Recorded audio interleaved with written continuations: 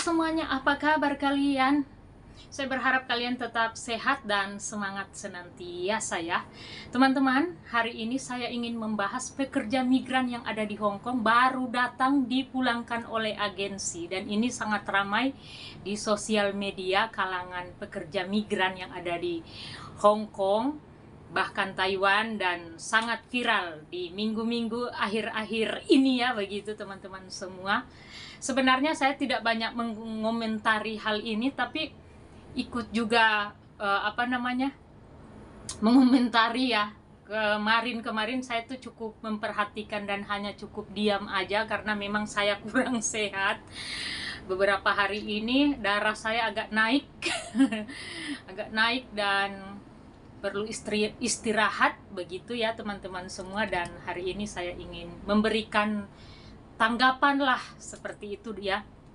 Jadi teman-teman semua, seperti ini ceritanya biar kita tidak salah paham dan mungkin saya membela pihak ini dan pihak itu. Tapi saya ingin membahas kedua belah pihak aja ya teman-teman semua. Mungkin kalau teman-teman yang di luar Hong Kong tidak akan mengerti hal seperti ini, tapi yang di dalam Hong Kong, apalagi pekerja migran yang ada di Hong Kong, pasti mengerti soal ini ya teman-teman semua. Jadi pekerja migran baru datang, dia sekitar berapa hari ya, mungkin 5 hari kali di Hong Kong, atau baru berapa hari, pokoknya saya nggak terlalu berapa harinya gitu ya.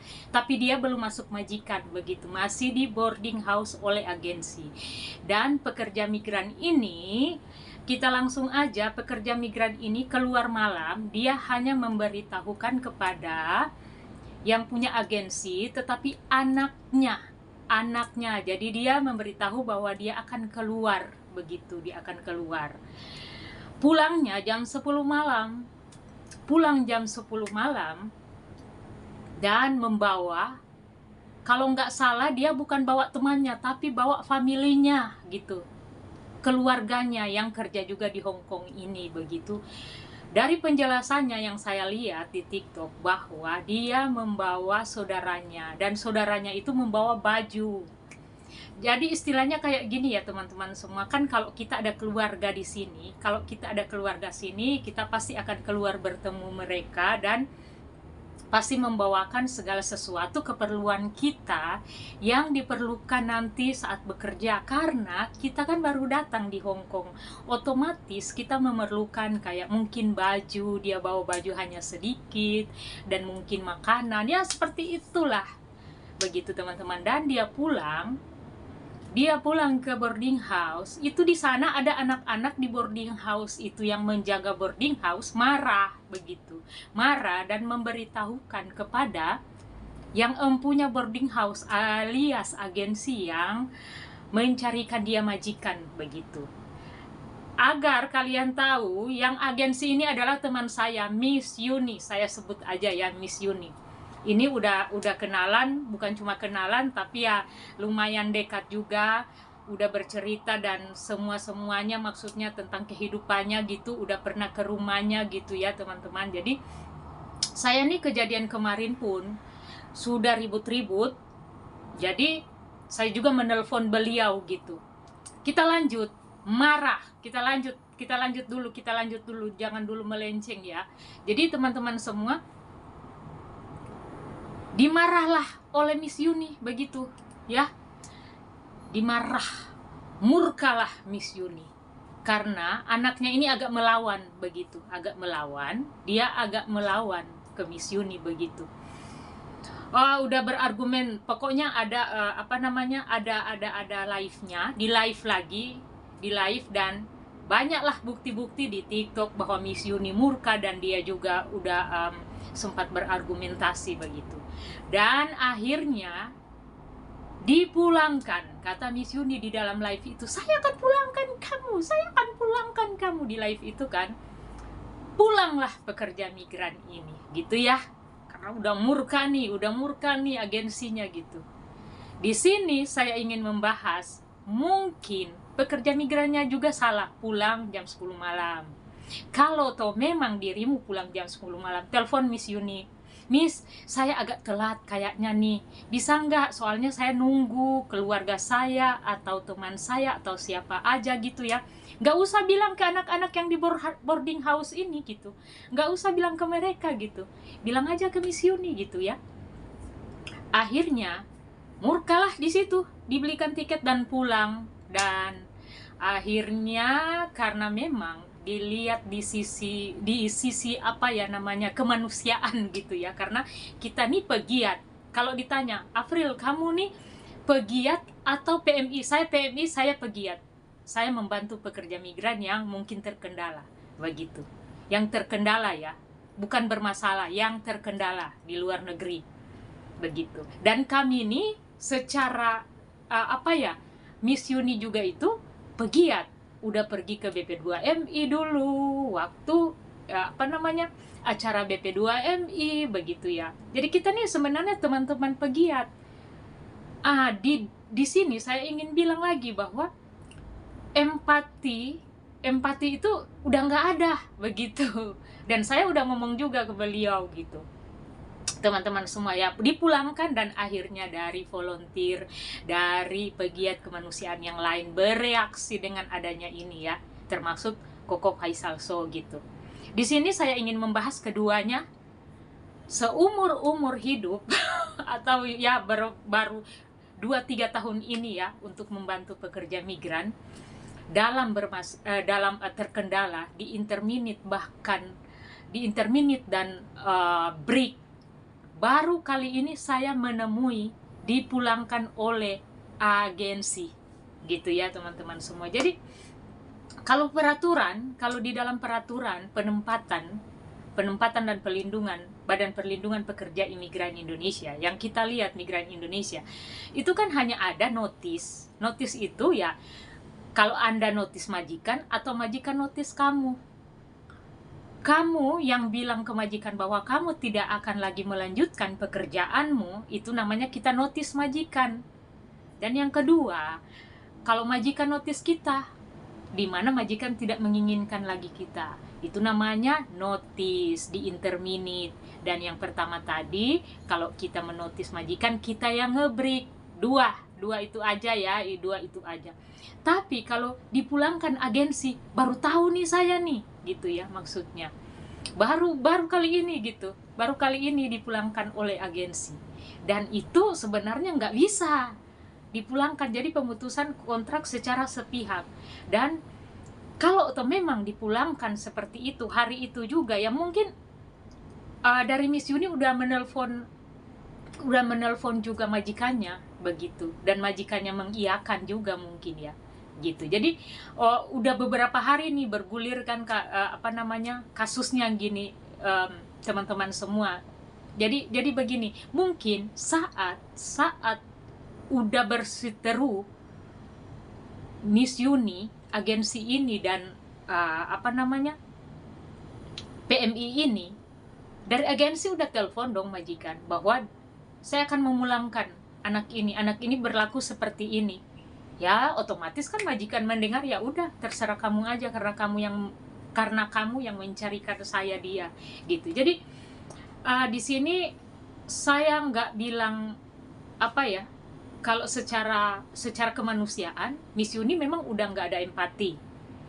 Dan yang kedua, PMI-nya juga ini nggak tahu peraturan yang ada di Hong Kong. Artinya gini, bukan nggak tahu peraturan, artinya kalau memang dirimu mau keluar sampai jam segitu, nggak usah ngomong ke yang jagain boarding house itu.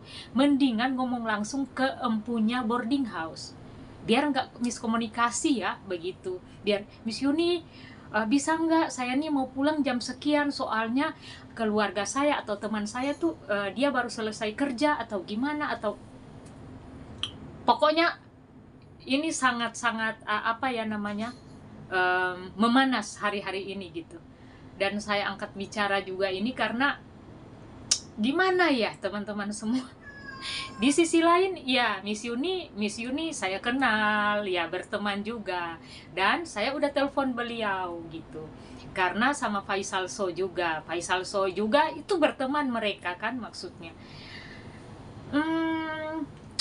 di sini kalau saya lebih kepada, kalau kita sebagai volunteer atau relawan gitu di dalam mengurusi pekerja migran Indonesia ya, empati itu harus dikemukakan dibanding ya kayak bukan salah-salah, jangan saya salah ngomong ya, disclaimer ya, jangan saya salah ngomong, bukan berarti mengemukakan empati terus PMI udah salah terus kita tetap bela, enggak. Tetapi kan ini bukan kriminal yang dia buat, dia bukan membuat kriminal yang sangat fatal, dia hanya membawa teman ke boarding house. Tapi kalau tidak salah, tidak sampai di kamar tuh yang dia bawa gitu. Makanya teman-teman semua minta CCTV-nya di CCTV itu harus ada begitu di sosial media biar teman-teman bisa menilai begitu teman-teman semua. Gimana ya, ini pembelajaran juga buat agensi-agensi ke depan, dan saya lihat Koko Faisal juga tidak pantang menyerah. Saya juga udah coba menghubungi dia karena kemarin, maksud saya gini, kita kan sama-sama pegiat, artinya jadikan ini pelajaran juga untuk Miss Yuni. Kalau memang merasa udah berlebihan ya minta maaf aja gitu. Dan kemarin saya telepon beliau, saya bilang kok dirimu udah empatinya udah nggak kasih kesempatan orang. Beliau hanya ngomong bahwa Afril, kamu tahu ini Hong Kong begitu, tetapi dirimu tidak bisa memulangkan begitu ya, karena saya pikir saya mau banyak ngomong juga gitu ya, biarlah nanti yang menentukan yang mengurusi, karena ini bukan ranah saya, bukan saya yang urusi dari awal. Otomatis kalau ya kayak teman-teman ada pengaduan begitu ya, kalau kita yang pertama ngurusi ya kita akan bantu urusi. Tapi kan ini Koko Faisal sudah ambil alih ya, kita hanya bisa menonton sampai sejauh mana nanti. Tapi kalau menurut saya tetap memang agensi salah. Kalau buat saya sih, saya nggak tahu kalian, kalau ini agensi salah, PMI salah juga. Jadi ya lebih kepada introspeksi diri aja lah masing-masing begitu kan. Dari Mbak Lina juga yang PMI-nya sudah minta maaf, dan sekarang tinggal menunggu Miss Yuni juga membuat kayak surat terbuka lah begitu, minta maaf kata Koko Faisal biar ya selesai gitu ya. Tapi kembali lagi kepada KJRI, dan KJRI udah bilang kalau Mbak Lina yang mengadukan langsung, artinya ya mungkin ada kuasa begitu ya, surat kuasa dari relawan-relawan untuk lapor ke KJRI, it's okay gitu begitu. Tapi dari tanda tangan Mbak Lina begitu bahwa dia melaporkan ke KJRI, otomatis KJRI akan mengambil tindakan ya seperti memberikan sanksi begitu atau teguran gitu kan kepada agensinya Miss Yuni atau Koko Thomas begitu. Di sini kita tidak saling menghakimi satu sama lain begitu ya teman-teman semua, tapi ini jadikan pelajaran buat kita juga, teman-teman yang baru datang kerja di negara orang. Kita harus tahu, oh ini bisa nggak? Lebih baik nggak usah nanya yang jaga-jagain ini, karena yang kadang-kadang ini yang jaga-jagain boarding house yang udah dikasih kepercayaan itu lebih sombong dari yang punya boarding house gitu. Akhirnya yang punya boarding house dikompor, otomatis dong saya juga seperti itu teman-teman. Kadang saya juga seperti itu, dikompor-komporin orang, menyalah abangku begitu ya teman-teman semua. Ini pelajaran buat kita semua, mungkin untuk kalian yang masih ada di PT, di PT yang ada di Indonesia yang masih lagi proses ke sini, lebih kepada cari tahulah peraturan di negara setempat dan orang-orang yang ada di sekitar kayak boarding house, agensi. Kita ini cuman nginap di agensi kan, jadi kita nggak bisa, karena kita kan belum diambil oleh majikan begitu ya. Jadi harap bersabar, harap menunggu. Kalau memang mau bertemu keluarga ya monggo ditunggu dulu gimana waktunya. Atau enggak, kalau mau bilang gini, kalau memang Miss Yuni atau contoh kayak ini, Miss Yuni nggak kasih keluar, Miss bisa nggak saudara saya mau datang jenguk saya di boarding house ini? Soalnya banyak opsi gitu. Tapi jadikanlah ini pelajaran buat kita semua agar jangan ceroboh begitu PMI-nya dan agensinya gitu. Makanya saya bilang tadi, baru kali ini agensi memulangkan pekerja migran. Begitu teman-teman ya. Nggak tahu mau ngomong apa karena udah banyak orang yang berkomentar. Jadi di sini saya tetap mempersalahkan agensi kenapa memulangkan gitu ya. Memulangkan, tiba-tiba memulangkan begitu, memulangkan secara sepihak. Dan yang PMI-nya juga ini, kenapa pulang jam 10 malam, tidak memberitahukan langsung ke misiuninya, kenapa hanya Koko Thomas doang, begitu ya. Jadi kalau buat saya dua-dua salah. Ya, dua-dua salah. Dan kepada misiuni, semoga ke depan lebih bijaksana, lebih menurunkan ego. Kalau memang dirimu ini kan banyak juga membantu teman pekerja migran, banyak juga membantu orang di dalam kesusahan gitu ya. Jangan hanya apa ya, ibarat perkataan apa namanya, kata-kata bijak,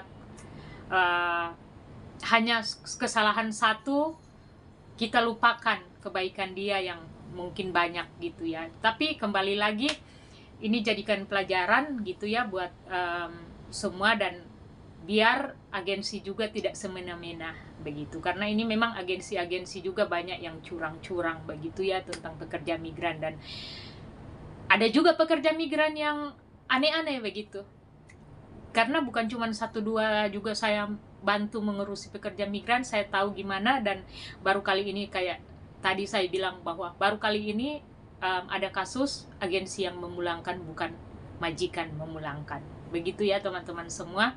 Saya berharap kalian tetap sehat, kalian tetap kuat buat anak-anak rantau di luar sana.